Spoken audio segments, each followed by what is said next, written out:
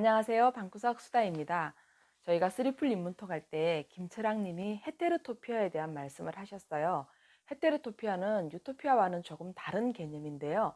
유토피아는 있지만 없는, 즉 존재하지만 존재하지 않는 이상향을 뜻한다면 헤테로토피아는 현실적으로 존재하는 유토피아다. 이렇게 얘기를 했다고 그래요. 푸코의 이론인데 좀 어렵긴 한데 쉽게 설명하면 다락방 같은 개념이라고 할까요? 아니면 자기에게 개인적으로 가질 수 있는 현실적인 안온한 공간, 이곳이 제게는 이제 헤테로토피아입니다. 서재이기도 하고 아주 조그만 미니 스튜디오로 쓰기도 하는데요. 이곳에서 책이나 영화, 그리고 제가 생각하는 그런 이야기들을 한 편씩 이렇게 찍어 보려고 합니다. 오늘 제가 이제 책을 쭉 살펴보다가 이 책을 발견했습니다. 이거 2003년도 6월 달에 나온 책인데요. 강수돌 교수의 나부터 교육혁명, 고려대학교 교수님이신데, 당시 이 책은 우리 근대 교육에 함몰되어 있는 현대 교육에 대한 비판이라고 생각하시면 되겠는데요. 우리 교육 제도나 사회의 어떤 기존의 관습 이런 것에 대해서 조금 굉장히 고민을 많이 하셨습니다. 그래서 대안교육이라든지 이런 문제도 좀 생각을 하셨고, 또 6살 터울인 두 아이의 부모이셨거든요. 이 아이들을 어떻게 키울 것인가 그런 고민도 되게 많이 하신 것 같아요. 그래서 이제 좀 자연과 가까운 시골로 이사를 가기도 하시고, 그런 또 대안교육이나 우리 사회가 교육 제도를 어떻게 고민하고 바꿔야 될지에 대해서 굉장히 활발한 논의를 하신 분인데요. 사회가 바뀌었나요? 바뀌었을까요? 지금도 대치동에는 밤새 아주 늦은 밤까지 불빛이 휘황찬란하고 학부형들이 자녀를 데리러 오고 여전히 살아있죠, 대치동은.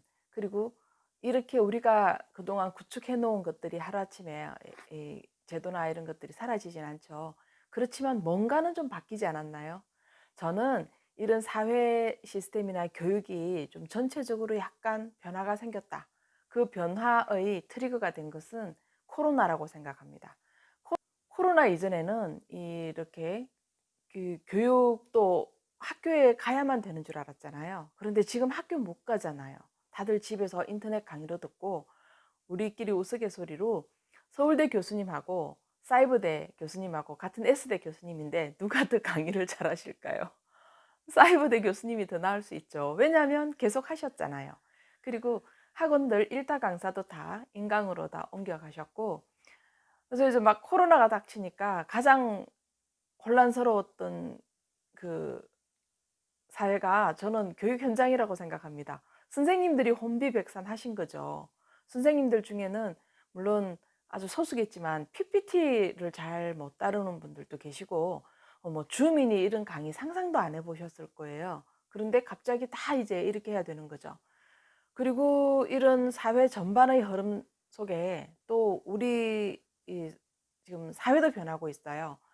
어떤 청년 취업이 안 된다 안 된다 이러는데, 자, 이런 거죠. 알파고하고 이세돌이 바둑을 뒀단 말이에요. 그래서 알파고가 이겼어요. 구글이 알파고의 전략을 어떻게 했는지 이런 것들을 다 80% 정도는 오픈을 했습니다. 그런데 20%를 오픈하지 않았다고 해요. 그 20%의 비밀을 찾아낸 것이 우리나라 청년이었다고 합니다. 당연히 그 청년은 나중에 아주 고액의 연봉을 받고 취직이 됐는데요. 어떤 벤처 기업이나 4차 산업 관련해서는 더더욱 그렇고, 지금은 그 취업을 하려는 학생의 나이나 학벌보다 그 친구가 무엇을 잘할 수 있는지, 얼마만큼 잘할 수 있는지, 그 분야에서 어느 정도 했는지가 훨씬 더 중요해졌거든요. 기존의 4차 산업이 다가올수록 우리의 그 능력이 그 학벌이나 이력보다 훨씬 더 중요해지는 그런 시대가 성큼 와버렸다고 생각합니다. 그런 시대에 이제 갑자기 이 책을 꺼내서 읽어보니까 그래도 우리가 뭔가 이런 고민들을 계속 했기 때문에 이렇게 세상이 좀 변했을 때 좀 더 아이들이 적극적으로 잘 움직일 수 있지 않나 생각하고, 앞으로는 더 그럴 것 같다는 생각이 듭니다. 처럼 공부를 열심히 해가지고 정해진 규범 안에서, 틀 안에서 그대로 계단을 밟듯이 착착 올라가서 명문대를 가서 그리고 대기업에 들어가고, 그게 꿈인가요? 끝인가요? 근데 지금 엄청나게 변화가 일어나는 이 와중에 엄청나게 많은 또 새로운 사업이, 아이템이 생기고 있고, 배달의 민족 보세요. 엄청나잖아요. 그 CEO의 학부를 우리가 궁금해하지는 않잖아요. 그런 식으로 세상이 많이 바뀌었는데, 저는 이 책을 그 당시에는 되게 이제 좋게 참 좋았습니다. 이 책을 읽으면서 그래도 우리가 이런 고민을 했기 때문에 그래도 이렇게 사회가 좀 더 긍정적으로 발전할 수 있지 않을까 하는 생각이 들고, 여전히 이 문제는 이분의 이 책을 읽고 우리가 고민을 해봐야 된다고 생각을 합니다. 아직도 많은 부분은 우리가 기존의 관습대로 교육이 흘러가고 있기 때문이죠. 저는 이 책에서 처음 이 조동화 시인의 나 하나 꽃 피어라는 시를 처음 봤습니다. 나 하나 꽃 피어 풀밭이 달라지겠느냐고 말하지 말아라. 내가 꽃피고 나도 꽃피면 결국 풀밭이 온통 꽃밭이 되는 것 아니겠느냐. 나 하나 물들어 산이 달라지겠느냐고도 말하지 말아라. 내가 물들고 너도 물들면 결국 온 산이 활활 타오르는 것 아니겠느냐. 이 조동화 시인의 나 하나 꽃 피어를 이렇게 인용하시면서 한 사람 한 사람의 이 변화가 우리 세상 전체로, 사회로 퍼질 수 있다, 바꿀 수 있다, 이런 이제 말씀을 하셨는데, 이분이 이때에도, 이 당시에도 이제 주장하신 건 그 헬렌과 스콧 니어링 부부가 쓴 조화로운 삶을 이제 추천하시면서 느긋하게 여유를 가지고 여백을 가지고 기다려야 되고, 이런 말씀을 이제 좀 많이 하셨습니다. 그리고 한 가지 길만 볼 수 없고 경쟁 사회로 우리가 계속 학생들을 경쟁시켜서 쳇바퀴 돌리듯이 이렇게 교육을 시켜야 되느냐, 이런 고민을 좀 많이 하셨거든요. 이 책에서 또 이 부분이 나옵니다. 그 당시 2003년도 교장 직선제가 아마 문제가 되었던 것 같아요. 그래서 이제 일반 교사하고 이런 갈등이 있었던 것 같습니다. 그때 잡아 늘리는 자라는 뜻의 프루크루스테스의 이야기를 가지고 오셨어요. 프루크루스테스는 그리스 신화에 나오는 포세이돈의 아들입니다. 프루크루스테스 신화 잘 알고 계시죠?